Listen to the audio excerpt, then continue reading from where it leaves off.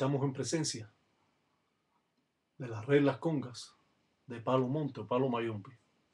Esta religión llega a Cuba a principios de 1500, 1600 con la trata de esclavos traída al continente africano por los españoles.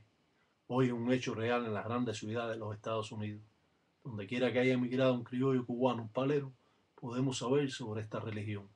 En realidad, el palero se prepara para realizar un trabajo con Lucero Monte para abrir los caminos.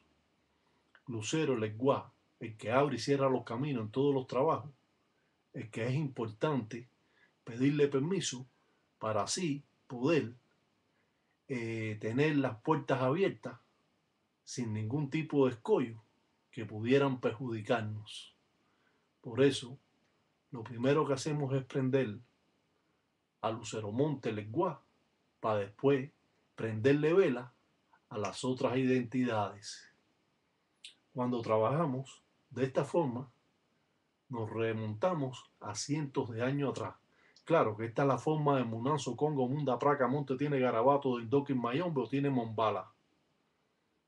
Estas formas que ustedes pueden ver aquí son del Munanzo, Congo. Como dijimos, Monte tiene Garabato, Mombala, de Indokin Mayombe. Es cierto que se ha mantenido en un tabú por mucho tiempo. Vamos a pasar a otro segmento religioso.